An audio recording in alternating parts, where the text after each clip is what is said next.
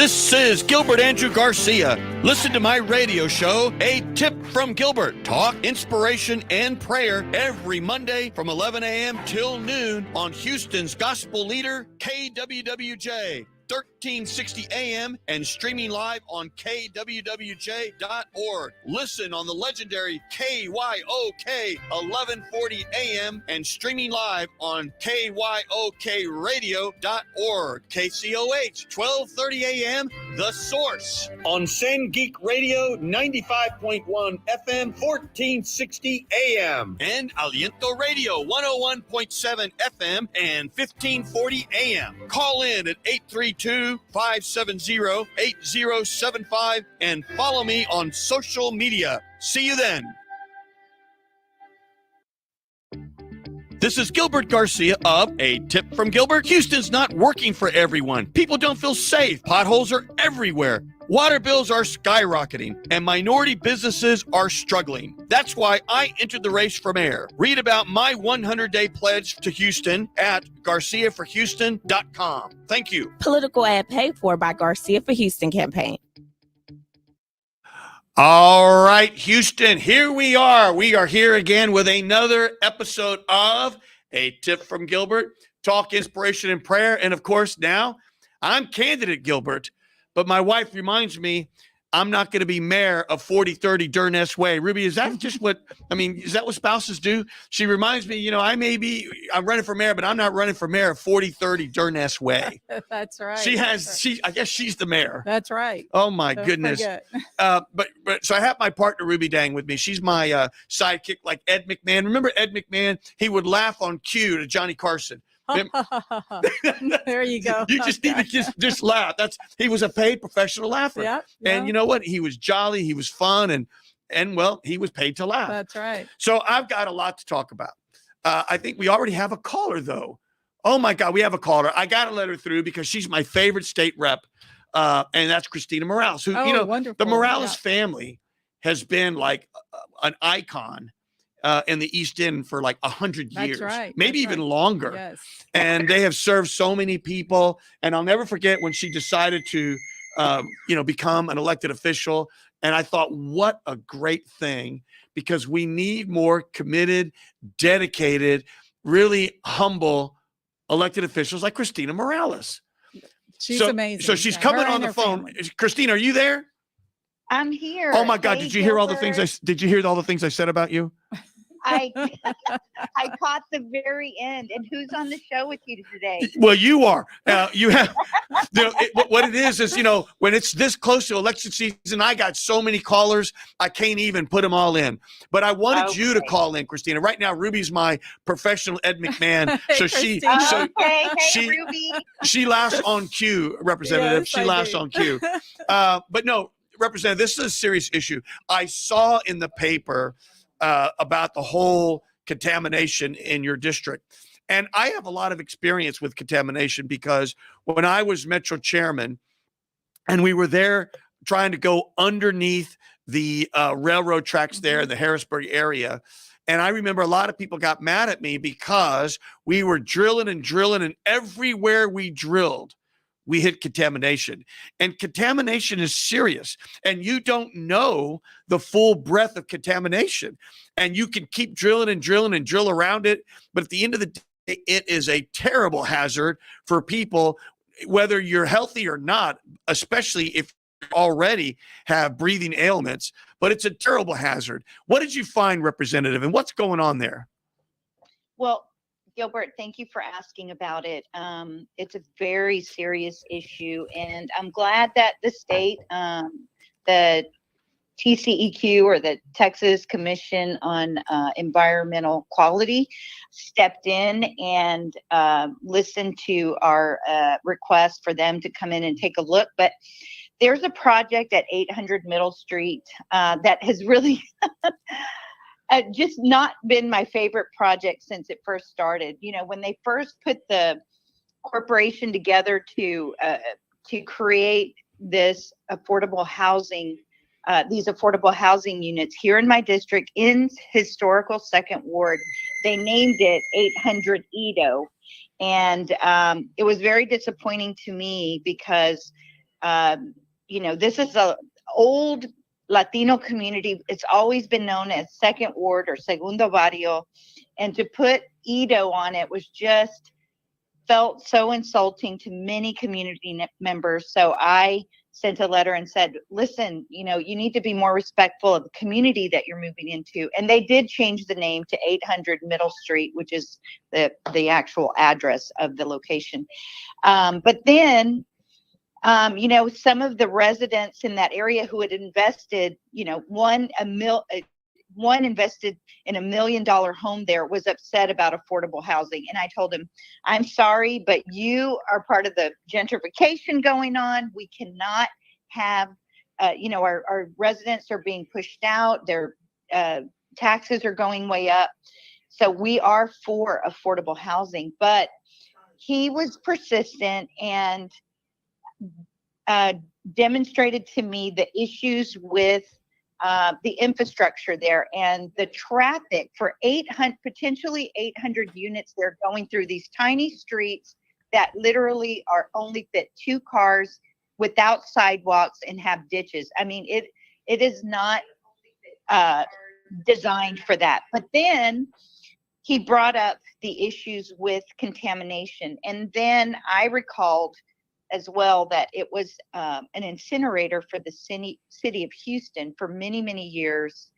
And I don't believe that there's been enough remediation on that property for families to live on. I mean, can you imagine your children playing, in the yard or in the playground, and there's black incinerator ash there? Listen, Representative, I can't imagine that. Little kids, and you just don't know. And they may say there's remediation, but something, Representative, what I learned from my tenure at Metro, it's hard and expensive to really remediate properly. And if you're going to remediate properly, it almost makes the entire project uneconomic. And so I just can't imagine. And so the answer to your question is no, I can't imagine that. No, and nobody, if we, think about when you chose the property where you wanted to build your dream home or your home where you want to live, you wouldn't put that on some property that used to be an incinerator. That's exactly right. Because just common sense. Yes. Who knows what's under there?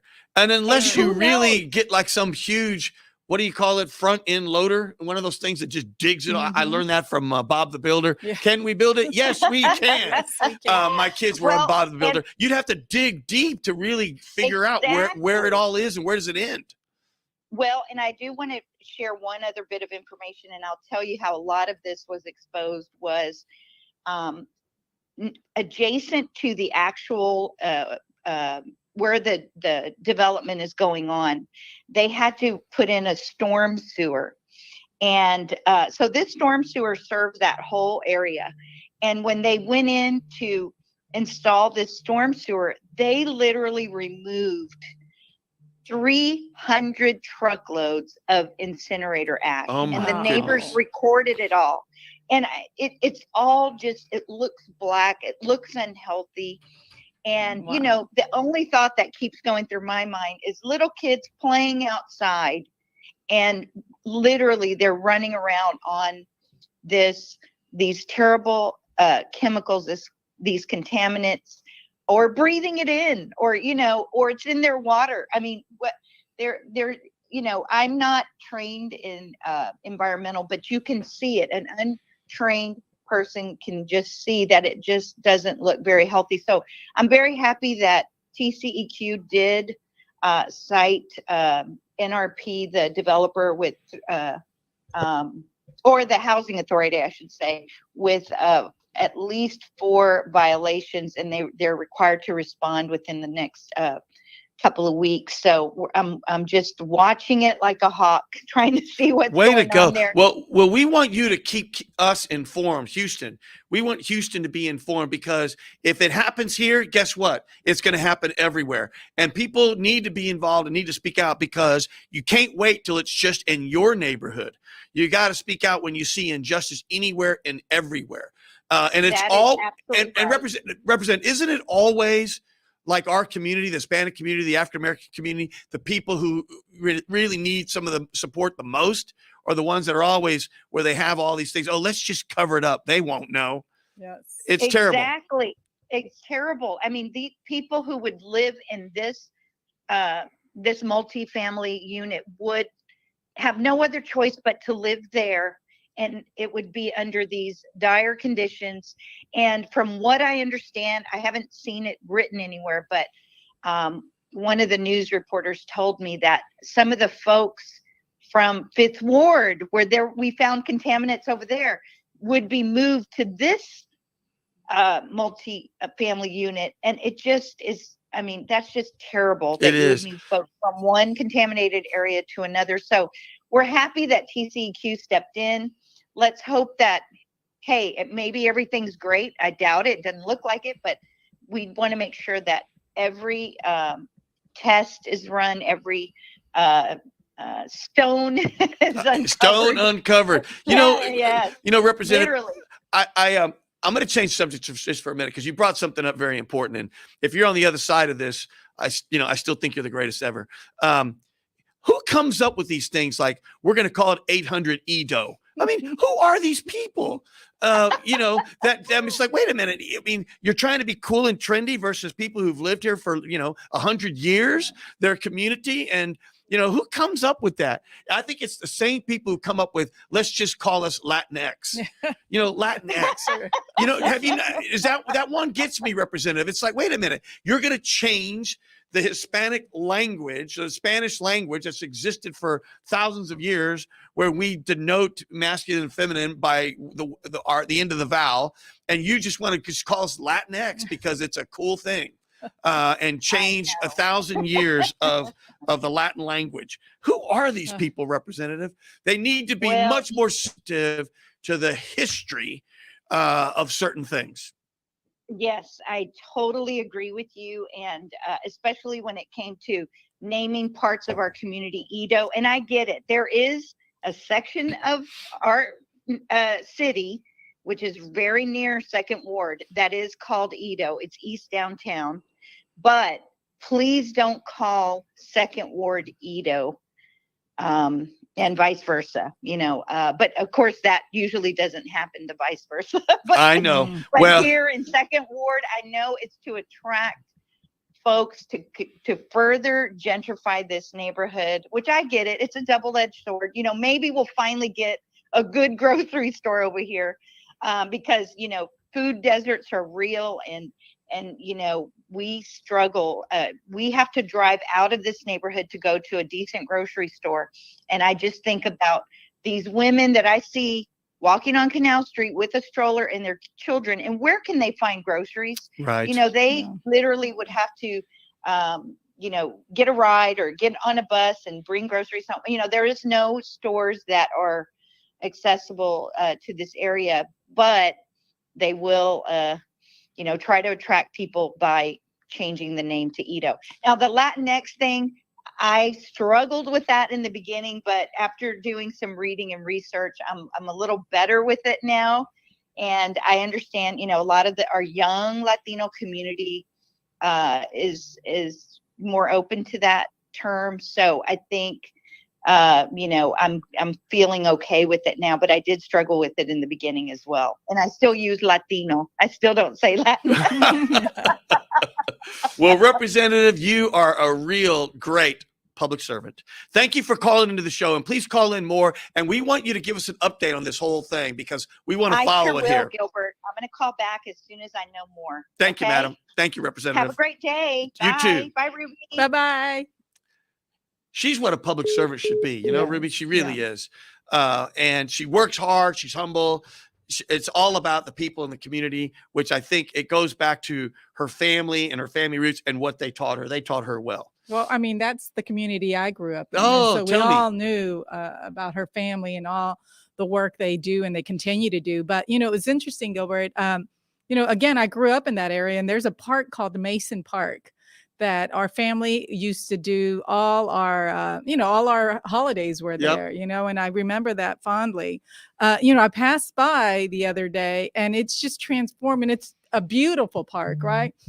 My question is, why didn't they ever do an investment there when you were lived there? Because Yeah. the demographics are definitely changing. And I agree, like with you and the representative, that I'm glad that we're putting money back into that community. But I'm also disappointed that it was never invested in when it was predominantly Hispanic. Well, we need to hurry up and invest in these parks and everything while we still have people living there, Yeah. right? The Latino and African-American people, just the people. Right. Holy cow. I appreciate you bringing that up. I've got so much more to talk about. I got a prayer on sort of wisdom, and then I want to talk about wisdom because I want to talk about, of course, the smartest guys in the room who always have the idea of what's right, and they want to tell the people what's right.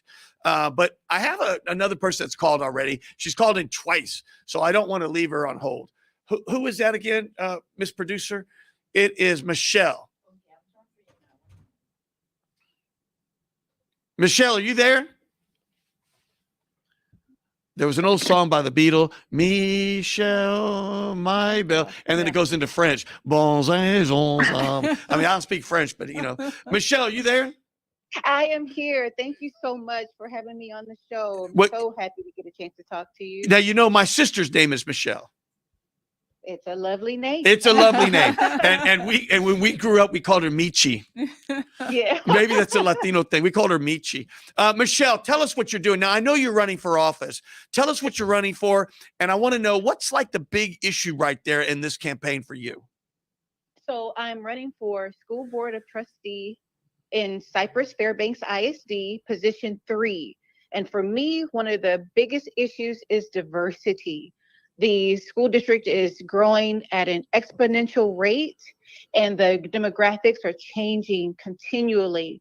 And I want to ensure that policy, decisions, governance mirrors the needs of that growing demographic, the diverse needs. Okay, well, hold on to that statement, Michelle. And I'm not quizzing you here, but let me just ask you, and if you don't have the answer, don't worry. How big is that district? Like, I think HISD is like 200-some-thousand kids. How many kids are there? Do you know?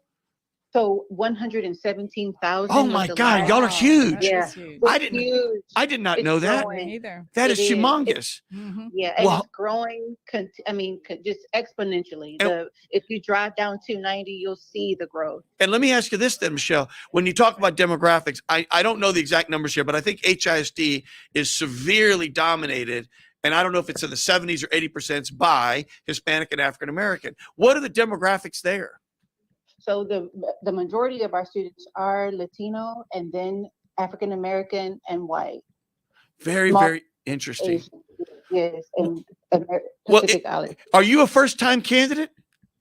I am. I actually am. I'm coming from the field of education. I have 30 years in education, and I felt compelled actually to lend my voice to what's happening in education and be a seat at the table and really be a voice for what I believe is right and what I have seen as those research-based best practices for students. Good for you. When you say you're in education, were you a teacher?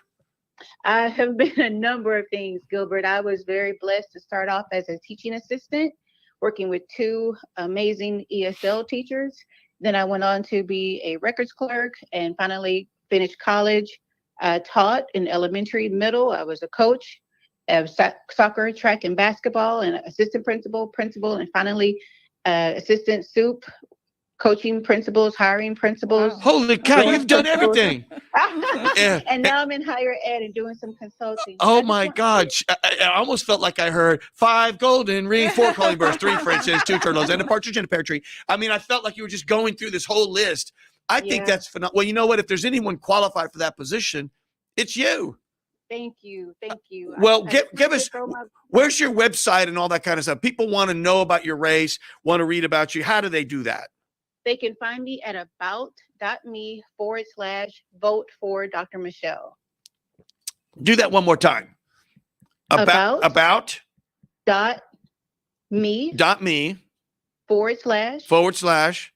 vote for Dr. Michelle. Dr. Michelle, how wonderful. Yes. Well, I am so excited you would call in. And more importantly, I'm excited that you would decide to run for office and try to help your community. I'm like you. I've never run before, but I want to. Yes. I want to make things better. That's and, it. And you know, That's it. my mom Serving. always said, if you don't vote, don't complain. Well, I think you could extend Right. that to be if you just are unhappy, rather than complain, get involved. Whether That's it's get right. involved in your super neighborhood group, your civic club, your is it PSO or we used to call it PTA, PTA. Mhm. They Get have in both. PSO now, Yes. right? Get Yes. involved. And if you still Yes. don't like it, run for office. Run for office. And whether Be you the win or change. not, the point is to bring up the issues that are important, Right. to force all the candidates to take a position on these issues.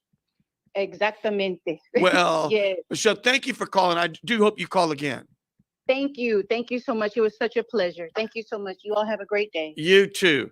Let's go. I want to take another call before I go into. I've got a lot to talk about on Metro referendums, and again, because one of the smartest guys in the room, the one that Senator John Whitmire wants to appoint Metro chair, it's like sending the, what is it called, the wolf to guard the hen house.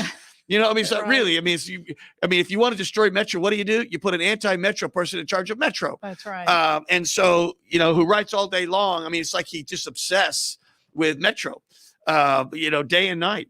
And so we're going to talk about that because he did a survey, Ruby, Mhm. 800 people. Wow. And I'm thinking, I'm just going to read to him the results of all the referendum and the hundreds of thousands of people who have voted Participated in and that. supported for Exactly. Metro Yep. all these years. So do you really want to worry about someone that follows this person? They're probably like him, 800 people, or hundreds of thousands of people that are the will of the voters. And I say the voters know best. That's right. That's what I say. But what do I know? You let's were go- only former Metro chairman. I was only the former Metro chairman. Let's go to Marion.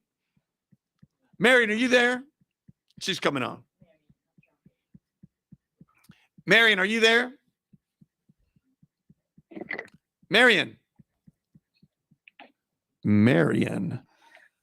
Hi, how are you doing? Marion, how are you? You got me, Gilbert I'm Garcia. doing good. A tip from Gilbert, Talk Inspiration and Prayer, with my professional laugh on cue, Ruby Dang.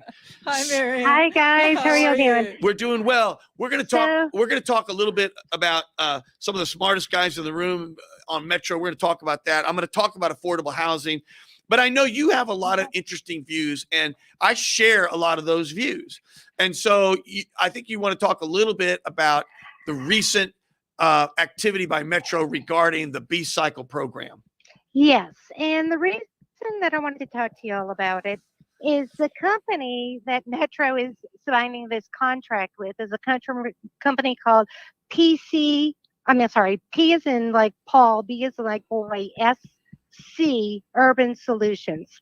So it's PBSC Urban Solutions.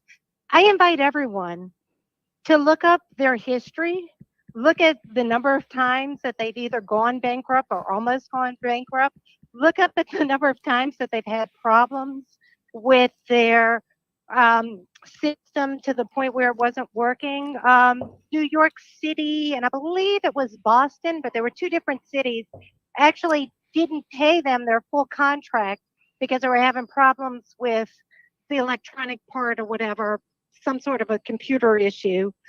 And they almost went bankrupt. And then I believe they actually did go bankrupt at one point. The company isn't even that financially sound. And Metro is investing $10 million of our money in this program. I got to tell you, this look, everyone knows I'm Mr. Metro. My daughter, when she was little, would say, Mr. Metro. When my daughter was like 4 years old, she'd say, Mr. Metro, get me more milk. You know, here's one where I think I just got to look at the data, because I can't imagine why Metro is investing in a company that's failed, that's bankrupt. And, you know, one of the things I always wonder about government entities, whether it's Metro, the city, is don't you learn the first time? If you see other entities that are fighting with a vendor because the vendor didn't perform, why in the world would you want to work with that vendor? That's like saying, if you read about a doctor who's been sued multiple times for malpractice, would you go see that doctor, Ruby? No, not at all. Not at all. It makes no sense to me. Something else that's really interesting to me at the meeting, because I was at the last Metro meeting and I spoke there, and I'm happy to say that Metro is actually going to come and look at the fact that the buses are pulling into the bike lanes to see if that is a safety issue. And I was actually told by the director of Metro that, because he said that this wasn't done in a vacuum, that they actually, Metro went out and worked with the city to decide that this was a compromise to get to the edge of the curb to go into the bike lanes. So he's actually said that they're compromising with our safety, Well, which I don't quite understand. That's kind of crazy. But anyway, while I was there talking, Joe Capruto, who is the head of Bike Houston, came up and spoke and said that none of these bike share programs are self-sufficient. They all need other funding, and a lot of them are funded by private sources. So one of the board members then asked Joe, well, then will you help us find private funding for this? Will you help us find a sponsorship? And he said he was going to try. So let's hold Bike Houston to that. If they want this, let's let them find the sponsorship for it. and what does that mean? I'm going to try.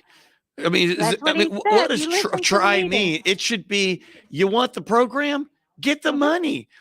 Ladies and gentlemen, Houston's in a tough spot these days. Metro, everything. We've got to figure out better ways to not commit money if we don't have any visibility of where the money's going to come from. You know, I saw a dreadful picture, Marion, of there was like, Ruby, there's like a little kid. We think of our kids when they were like 4 years old or 5 years old on like a big wheel Right. in the middle of a bike lane. And I mean, just riding in the middle of the bike lane in a big wheel. And there's like no parent around or nothing. And who knows? And there's not like this big concrete barrier or anything. And I'm thinking, oh my God, that is an accident waiting to happen of somebody driving, being on their phone and accidentally moving 5 feet and hitting this kid on this big wheel. That's terrible. And keep in mind, Metro, the city of Houston, Bike Houston, David Fields, everyone has said that these high comfort bike lanes are suitable for riders of all ages. Riders of all ages. And they're considering these to be high comfort bike lanes, and yet they're having buses merged into them. I can't imagine. And I got a different point of view, though, Marion, and don't get mad at me. Okay. My different point of view is, because I'm not an anti-bike person, but my view is it's all a question of priorities. And if you look, what is our mission of Metro? We need to move as many people as we can in the most cost-effective way that we can. And one of the biggest areas really is the bus system. And we have about 9,500 bus shelters. Did you know barely over 2,000 bus shelters, or not bus shelters, bus stops? Did you know barely over 2,000 have shelters? That means there's over 6,000 bus stops that have no shelter.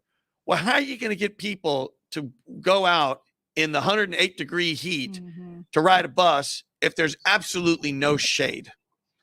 Well, not only that, a lot of them aren't even handicap accessible. Well, I went for years to try and get the little ones that we have on Watson made handicap accessible, because one of my neighbors fell when he was trying to get to the VA and actually broke his hip. Well, they went ahead and they got him on Metro Lift, so he's passed away now.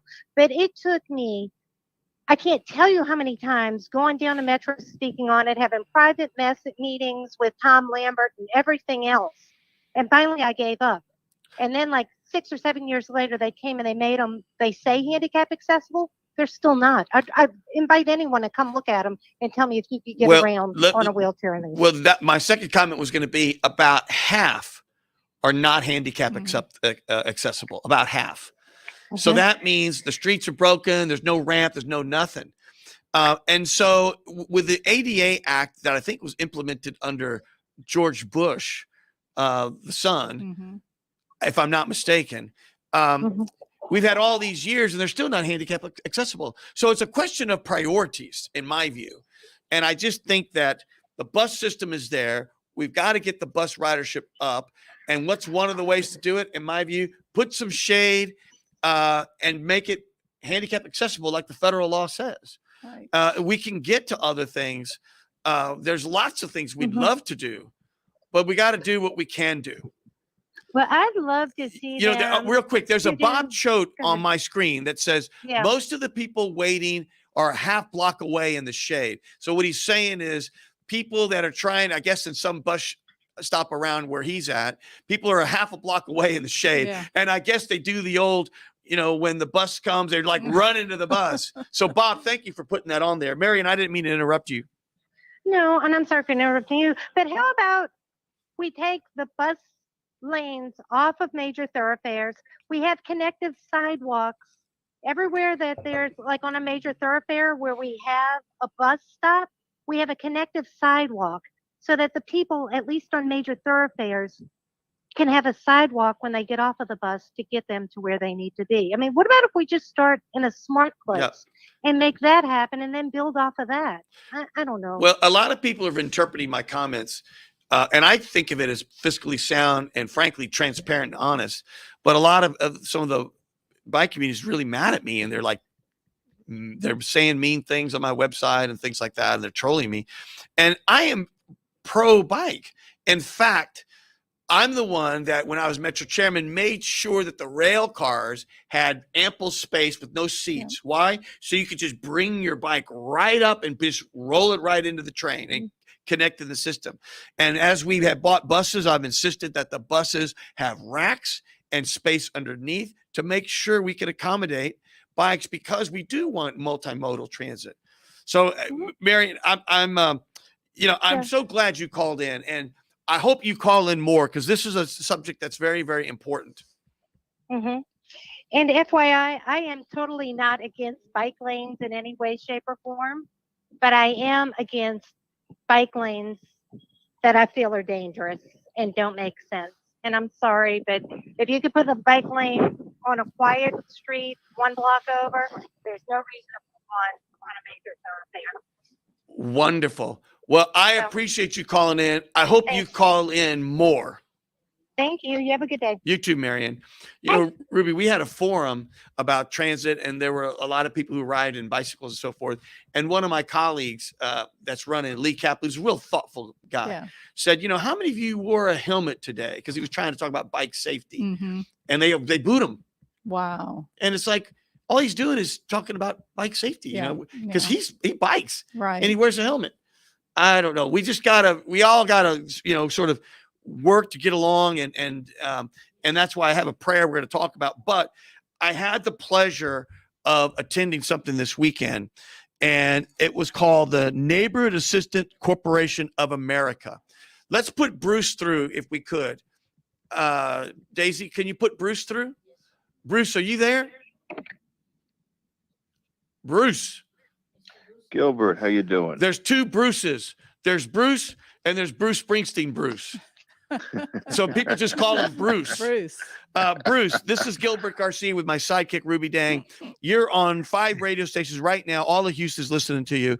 And let me say this, Ruby, I had the pleasure, and I totally underestimated something. Because, when you get hit with lots of different things, right. You try to learn it, and then there's always something else.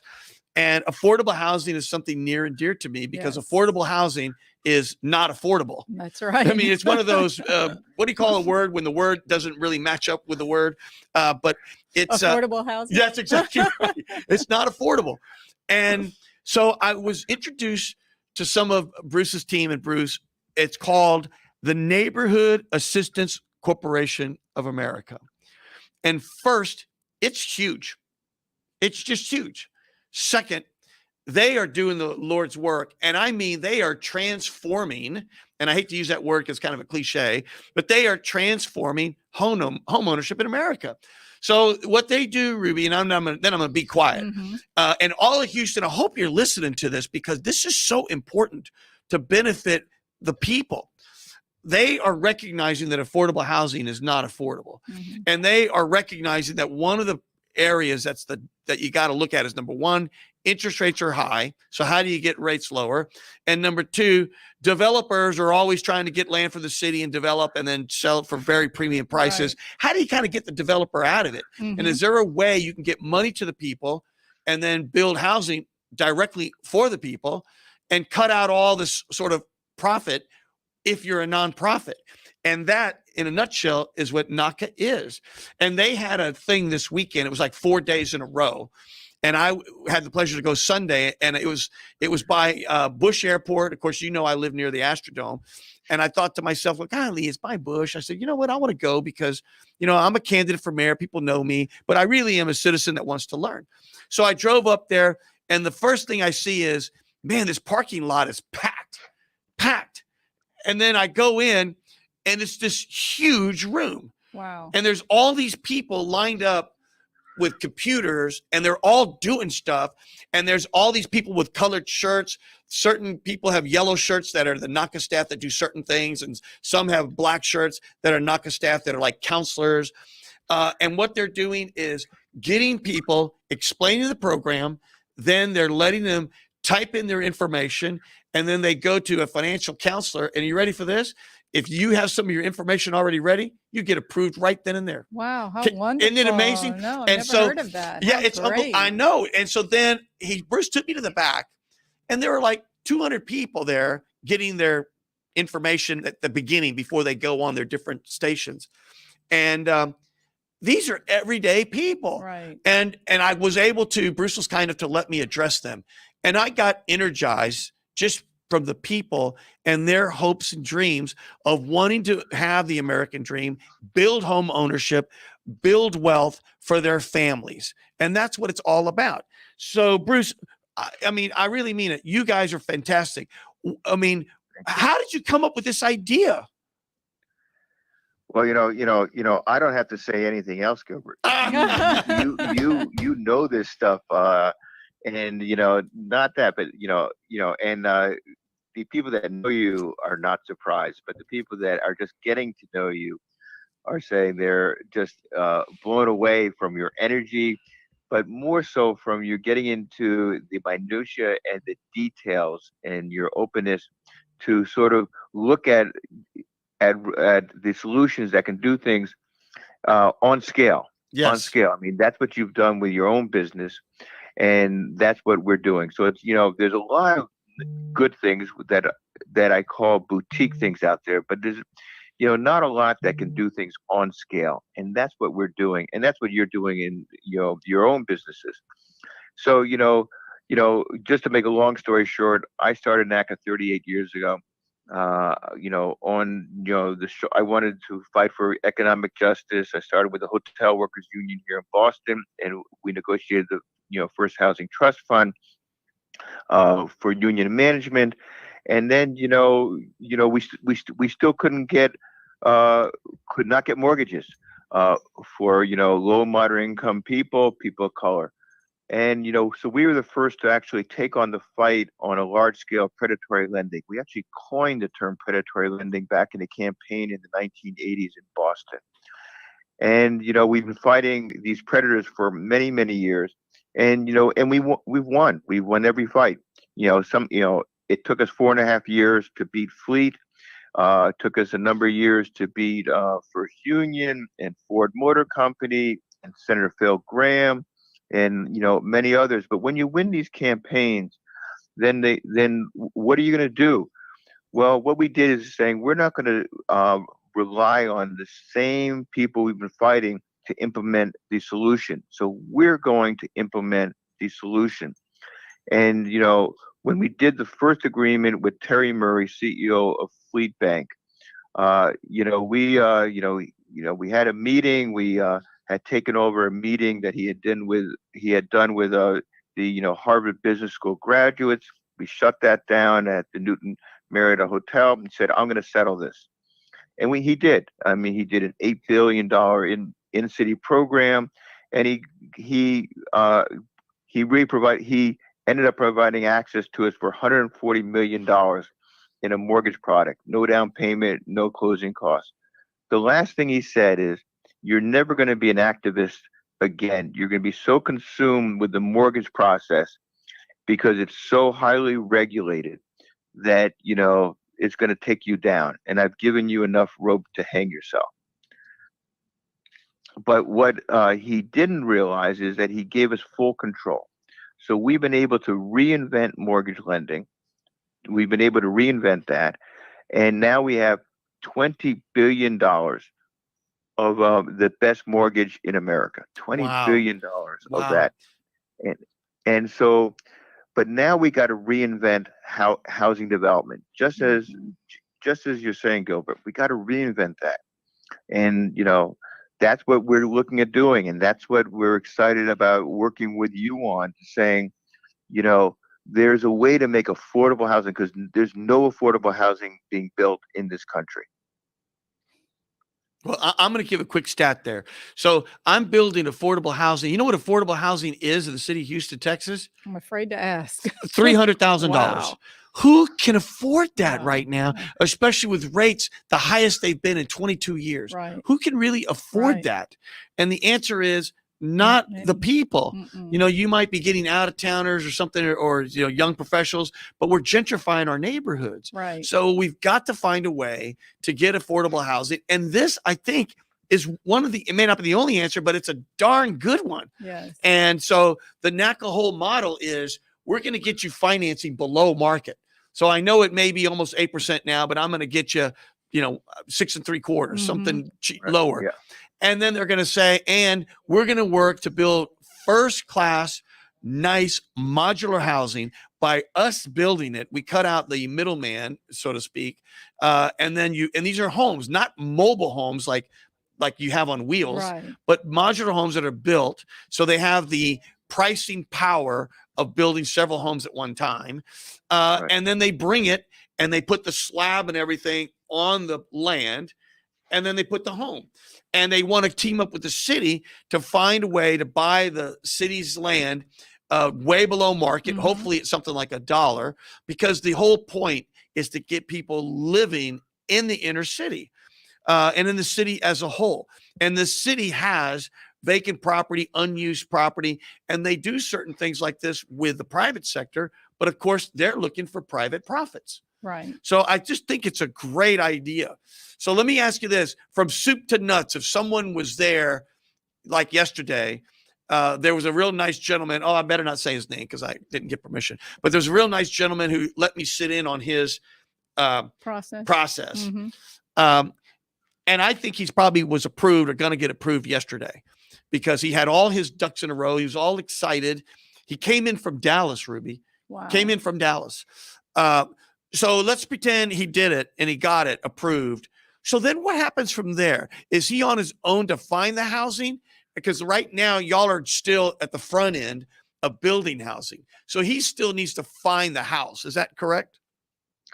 Yes, that's right. So, but what we're doing is, when you sat in, which was great on the counseling session. Yes. We're doing the character-based lending. So when we say that we're reinventing mortgage lending, we don't look at anybody's credit score. So we don't let those 3 numbers define who somebody is. We look at the payments that home buyer controls, focusing on the last 12 months. So when you think of the word control, you don't control whether you have medical bills. So if you're late on your medical bills, that's just a reflection we have a dysfunctional, unaffordable healthcare system. So once they're NACA qualified, they become a very desirable customer for real estate agents, sellers, and banks. And so, yes, we have our own, NACA has their own real estate agents, in-house agents, but someone can use any real estate agent who they want. But we've already, in essence, pre-approved them, so they know the maximum amount that they have to purchase a home. And then once they identify that home and they have a purchase and sale agreement, then they would come back to NACA. We would do the bank application, and virtually 100% of the people who submit a bank application to the lender, Bank of America in this case, are approved. And that's, unprecedented, because usually the approval rates is like 60 to 70%. So we do all the work up front, and then you close in a very short period of time. How wonderful. How do people, so let's pretend people saying, well, how do I get in on that? How do they get in on it, Bruce? What do they do? Where do they go? When's the next session? Where's the website? I mean, people need to know about this. Right. So what they need to do, Gilbert, is they need to go to our website, NACA.com, www.naca.com. and then they, sign up for the home buyer workshop. They do that. That's about 4 hours, and then they'll go in step two is they'll go into the member portal. They'll get a NAC ID and their own password, obviously. They Right. go into the member portal and they fill out their information, and it's customized to their particular circumstances. So, for example, if someone is a W-2 employee, then it asks for the updated pay stubs. If someone is a self-employed or a 1099, they update that. So it's customized to people's particular circumstances. Once they complete that, they go to step three, which is to meet.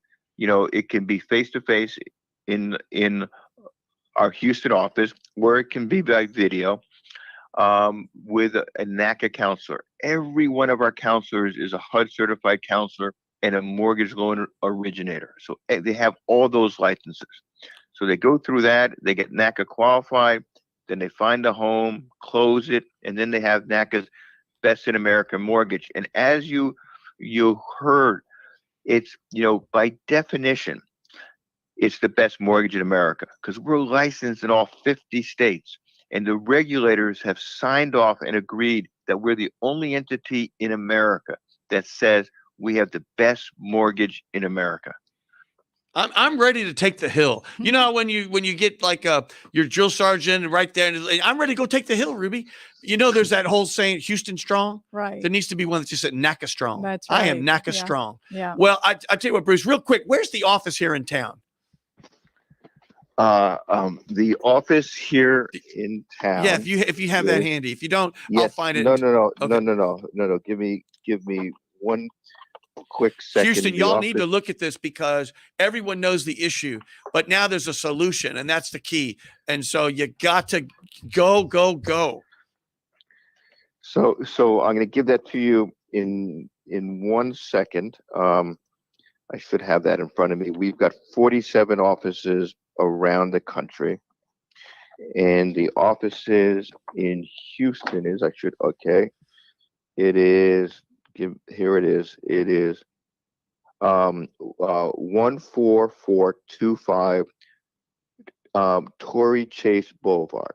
And who runs that office there? Or who do they ask for? We've got staff there. Just walk in. Just walk in. Just one. Yeah. So it's 14425 Torrey Chase Boulevard. The phone number is 713-706-3400. And and then the national line is 425-602-6222, or you can send an email to services@naca.com. So, outstanding. Yes. Well, Bruce, I appreciate you. I'm going to have you back. We may need to have you on as a whole subject matter of the whole show, but I'm going to have you back, my friend. And I really thank you for including me and inviting me to see the process. And I'm so glad I did. And I'll just keep you posted. And I just got to say, it's been a pleasure getting to know you. When we first made the first phone call, you made yourself available right away. You came there, and as opposed to a lot of people who would just want to talk to people, you went into the details and learned it, and we really appreciate it because the more you get into the details of what we do, the better it is, the brighter it shines. And we really appreciate you doing that piece and look forward to working with you going forward. Amen. Thank you, my friend. Okay, Gilbert. Sounds great. Thank you. Yes, sir. So I want to, before we go, I want to just read a prayer here, Ruby, because it says here, Heavenly Father, as the Apostle Paul wrote, you are hidden all the treasures of wisdom and knowledge. Help me to walk in wisdom toward others, making the best use of my time and resources. Amen. So all I can say to all this anti-Metro crowd is stop wasting the time and resources.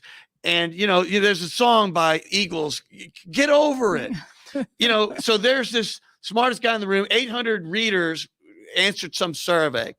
I'm just going to go back in time, Houston, and I have it all here. In 1988, that's when the referendum passed, which laid out the transit plan and everything else for Houston. And at that time, 60% of the vote and the vote was about 90 or 100,000, cast their vote in favor of the proposal. 2003, that called for light rail and all other sorts of things. And at that time, the vote was closer. It was 52-48. And there were roughly 190,000 voters, but 52 voted for.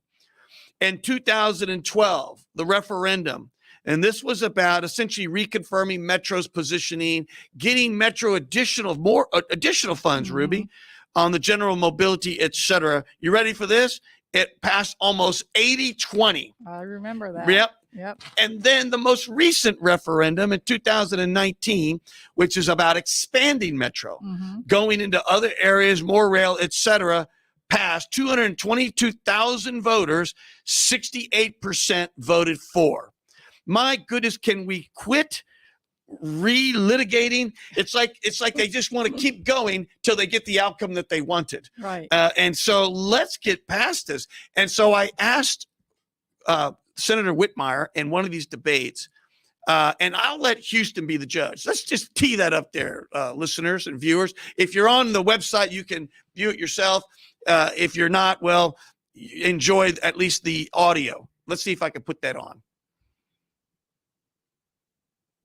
Hang on, here it comes. Very grateful that you're starting to adopt all of my pledge. I'm Time happy out. to have you sign it. I hope Time you will out. adopt one Freeze more item, which is, Freeze it. will you commit that Can you you will freeze not it? appoint any member of the Metro? Hold on a second, because I can't hear it. Am I supposed to hear it on my side?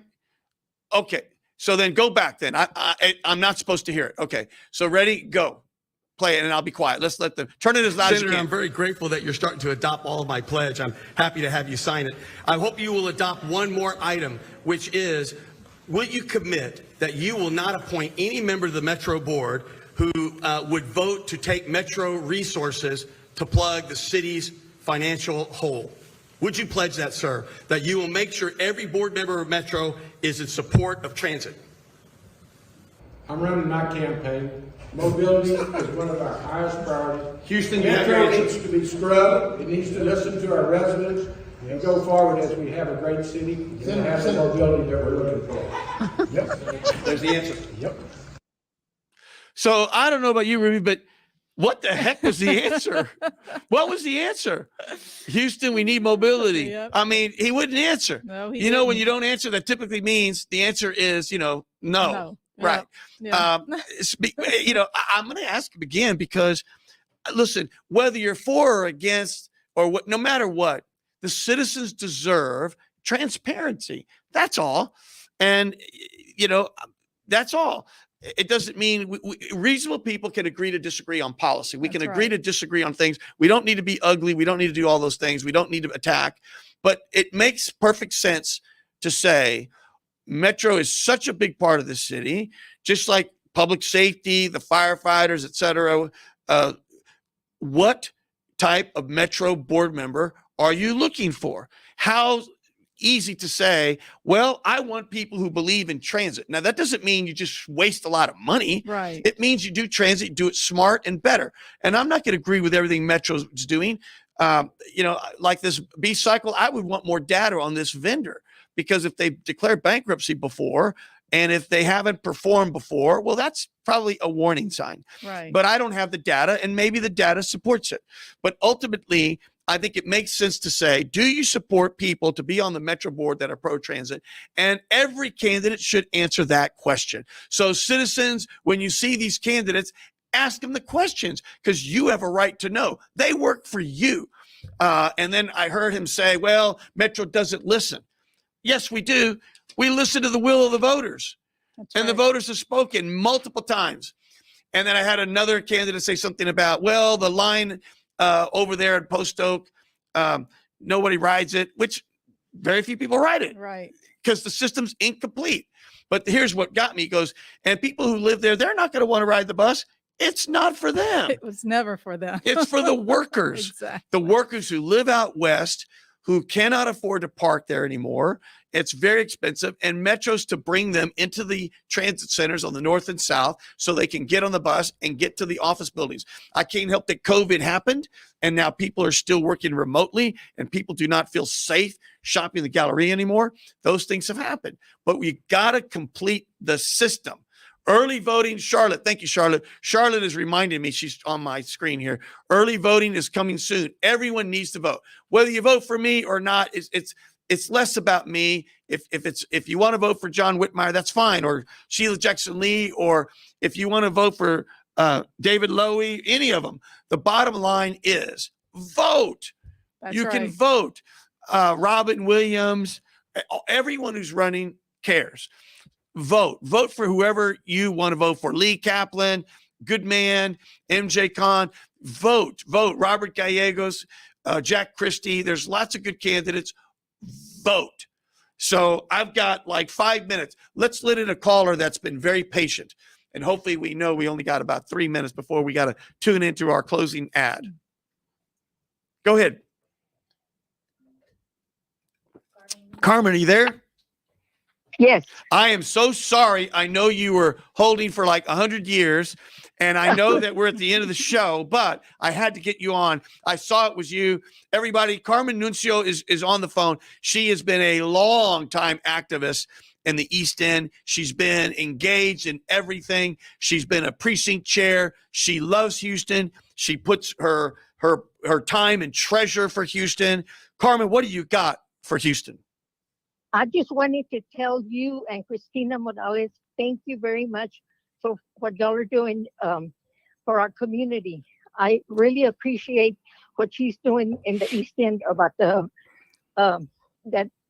what they're doing in the East End. But one of the things I just want to tell you that I'm tired of people saying, "Oh, los mexicanos no dicen nada." They try to do things without our input.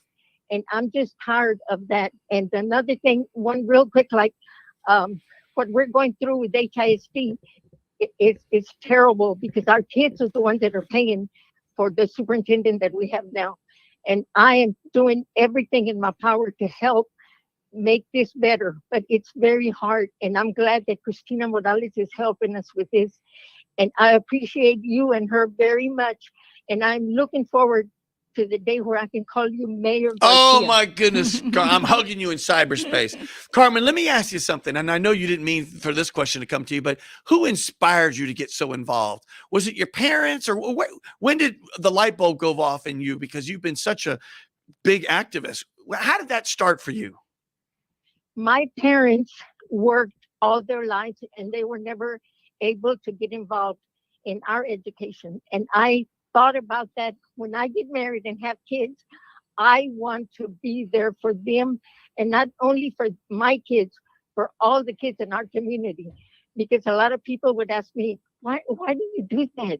And I said, because these kids in our community are our kids. If we don't help them out, who is going to help them out? That's right. And the 47 years that I've been volunteering with HISD, I see that the kids, when they see that somebody cares about them, they do better. I know that is a fact. I've been there for the kids, for the teachers. I have fought with principals, and I'm continuing to do it. And I enjoy it. My pleasure is when I see the kids succeed. That's what I get out of it. You know, Carmen, that touches me. I may have to have you on the show because you're so genuine. I've only got 2 minutes. Houston, I hope you felt what I felt. And you're a treasure to HISD because all our kids want, particularly Hispanic and African American kids, is just a chance. That's it. We want a chance because guess what? We have good talent in our community. They just need to be mentored. They need a hand up, not a hand out, a hand up, and they will perform. They need an opportunity. And that's what people like you give them. You give them hope. And Carmen, I so appreciate you. We have 1 minute. You got the last word. What do you want to say to Houston, Carmen? I want to say everybody should get involved, because the more people that get involved, the more people that know what's going on with our kids. I know that they do not want to educate our Hispanic kids. I know that is a fact in my 47 years of volunteering. And that's why I'm here to help our kids. And the kids know when people care about them. So that's all I have to say. Amen. Carmen, call again. Ladies and gentlemen, I'm running out of time. I got 10 seconds. This is Gilbert Garcia. I won't be able to play my close. I wanted to get Carmen in. I'm running for mayor, but the most important thing is just vote. Whoever you want to vote for, vote, vote, vote. Thank you very much. I'm Gilbert Garcia. I am running for mayor. I love this city, and I will see you next time. This is Gilbert Garcia of A Tip from Gilbert. Houston's not working for everyone. People don't feel safe. Potholes are everywhere. Water bills are skyrocketing, and minority businesses are struggling. That's why I entered the race for mayor. Read about my 100-day pledge to Houston at GarciaForHouston.com. Thank you. Political ad paid for by Garcia for Houston campaign.